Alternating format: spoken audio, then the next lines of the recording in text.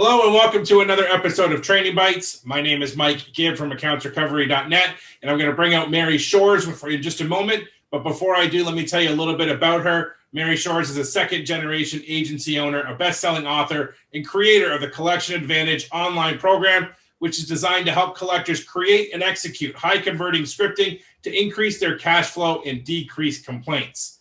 The topic for today is the 5 different zones of a collection call. Mary, I really think it's handy to think of a collection call as being in different zones. Why don't you start our conversation today by walking us through how these zones work? Oh, I would love to. And I'm so excited about this topic because one of the things that I'm always talking about is really leveling up your collection team's critical thinking skills. And in order to do that, it's really important that they have a way to identify where a call is headed. So we created these 5 zones of the collection call so that people could sort of orient themselves as like where the call is going. And when they can understand this information, it really does help them maybe turn a negative call into a positive call, or even better, let's just avoid destructive calls in the first place. So the first zone is the connection zone. And the connection zone, if you're familiar with my content, I talk about this all the time, but the connection zone is all about having this very productive feeling on a call. So the call is always moving forward. There's some agreements happening. People are behaving reasonably with each other, and you just have a good sense about the call. And so this really starts with understanding that all of us have a set of human needs. And the most important human need is the need to be heard and understood. This directly correlates to a collection call because oftentimes the collector might interrupt the consumer. And so if we can just allow the consumer to feel heard and understood, we're going to begin to create positive feelings. So once those positive feelings are created, the call moves into this connection zone. The thing that's really magical about being in the connection zone is it creates an environment where the relationship between the collector and the consumer is one where the consumer sees the collector as an ally. And once they see them as an ally, a level of trust begins to form. And once that trust is in place, now we can feel comfortable talking about payment, because oftentimes, having a conversation about debt can feel uncomfortable. So that's a brief overview of the connection zone. And then the opposite of that. So, oftentimes I'm saying you're either creating conflict or connection. So when you're not creating connection, you might actually be creating conflict. And conflict zone is really where there is a total lack of trust on the call. Everything just feels abrasive. A collector may feel like the consumer is just combative about, on every part of the call. The call is actually not moving forward and it's not really going anywhere. The biggest thing that's going to put the collector in this conflict zone where everything just feels icky and destructive is failure to listen. And listening is actually a skill set. What we found is it can be very difficult just to let the other person talk and get out what they need to say, and then make sure we're letting them know that they've been heard and understood. This is, we hear this all the time, but collectors will just interrupt the consumers. The moment you interrupt a consumer, you're going to end yourself in the conflict zone.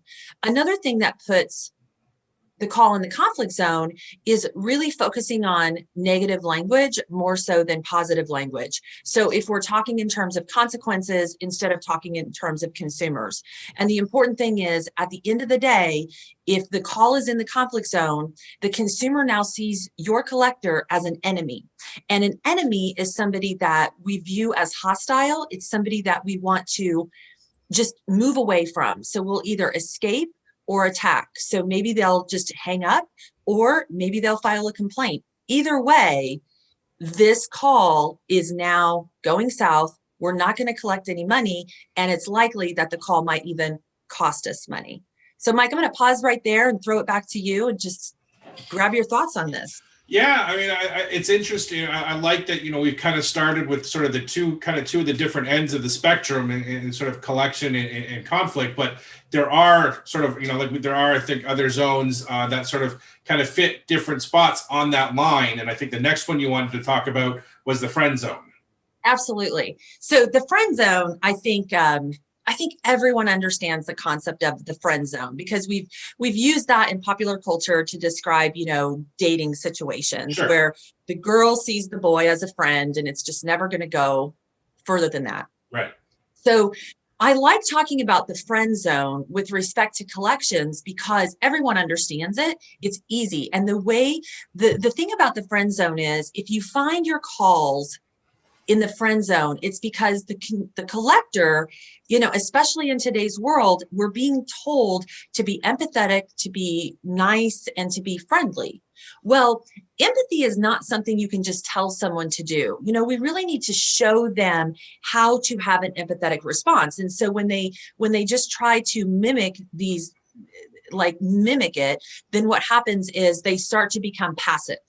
So instead of using direct language to manage the call, they're using passive language. And once they begin to use passive language, it's really the consumer that has more control over the call. It also brings up some of the collector's fears. So collectors can innately feel uncomfortable when they're asking someone for money. Sure. But if they've created a friend zone environment on that call, it becomes even more difficult to ask for the money because the consumer has successfully lowered the collector's expectations, right? Like, my dog just died, or my grandma's sick, or, whatever right. The situation is, we've created this friend zone where it's going to be difficult to ask for the money. And really the way that we can get ourselves out of the friend zone and be more in the connection zone is, again, we need to eliminate the passive language, and we need to not be aggressive. We need to have active, direct language. It's actually really easy to do. I think that we often too confuse concepts such as empathy and sympathy. So they're really simple. They're very similar to each other, but mm-hmm. The subtle difference is that sympathy is more about feeling sorry for someone, and that's why it's uncomfortable for the collector to then ask for money, because they may feel sorry for the consumer.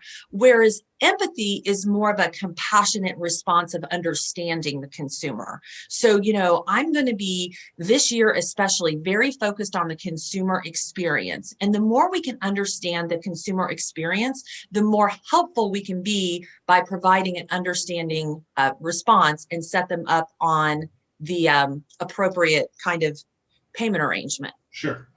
Where, I think you were right that everyone's going to understand what the concept of the friend zone is. I believe everyone's also going to understand, sort of what we're talking about immediately with their next zone, which is the Goldilocks zone. One of my team leaders who's taking the Collection Advantage course, he loves the Goldilocks zone. And the reason that the Goldilocks zone is so special is because it's all about creating win-win situations. So you're in the Goldilocks zone when you're working with a consumer, you're setting them up on a payment arrangement that's in the sweet spot. So you've negotiated properly. And on my team, what we would say is, if we put someone on a payment arrangement that's too low, that's cold. So in the old fairy tale, Goldilocks was some of the porridge was too cold, the other porridge was too hot, but the middle bowl was just right. And so on a payment arrangement, oftentimes I'm hearing managers tell me all the time, my collectors just go straight for $25 a month. My thought about that is, your client could have done that. Your client didn't need a collection agency to set that consumer up on $25 a month. So the expectation is, we don't need this debt to drag on for years and years and years. And yet, on the other hand, we don't want the payment to be so outrageously large that the consumer is going to give a counterfeit yes. And because they're just trying to get you off the phone. So it really takes a negotiation process to get that consumer on a payment arrangement that is in that sweet spot.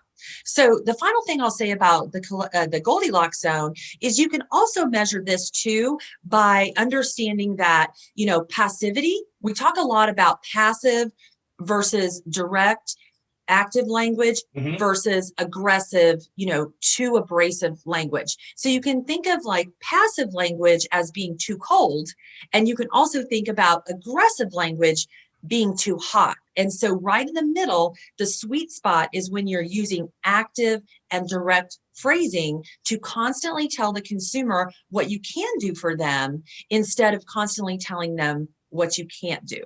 Got it. And we've got one zone left that we have to address. I know it's not going to be a fun conversation, this one, but why don't you wrap it up by talking about the deception zone? So the deception zone is, something that I've put this label on it, but it's something that we've all been aware of. And we've all been aware of consumers that maybe they just agree to everything we say, and we know at the end of the day, they're just doing this because they want to get off the phone. The deception zone is really what causes mispayments. It's really a money suck. It's like, hook a hose up to your bottom line and just drain it out, because if you're putting consumers on arrangements that they're not going to fulfill those terms, then you've basically just wasted your time. So, but I want to talk about the deception zone, because I'm not saying this as a way to make consumers look bad or that they're lying to you. So I don't want to point the finger at the consumer and saying that the deception zone is a result of lying. The deception zone really comes up because the consumer feels cornered. Okay. So, in sales, in marketing, and in collections for a few decades, at least, there has been this concept of getting micro yeses. Like we get people to say yes a certain amount of times. And then the belief is that when you go in and you ask for payment or you ask for the sale, that they're just going to follow along and give you another yes. And what we're now, I think it's social psychologist Daniel Kahneman is now doing this research, and Chris Voss, the hostage negotiator, talks about this all the time. It's the power of letting the consumer tell you no, because that gives them the sense of being in control of the situation. And it's actually a really positive thing. So if we're cornering the consumer into what Chris Voss calls a counterfeit yes, this is what causes the deception zone. So I just want to be very careful. Like, I'm not pointing the finger at consumers and blaming them, but it's really because the call was likely in the conflict zone. So the conflict zone leads you to the deception zone, whereas the connection zone is what will lead you into that Goldilocks zone. And I'll just tell you right now that the friend zone is just something you just want to avoid that altogether. So I think this is a really important concept, and hopefully what we've seen is that when we can give collectors a very unique set of language to talk about their jobs, it really just helps get these teachings into their DNA and creates a lot of positive results. Well, Mary, thanks for walking us through the 5 zones of a collection call in this episode of Training Bytes. We look forward to having you back soon for another conversation. I can't wait, Mike. Thank you so much.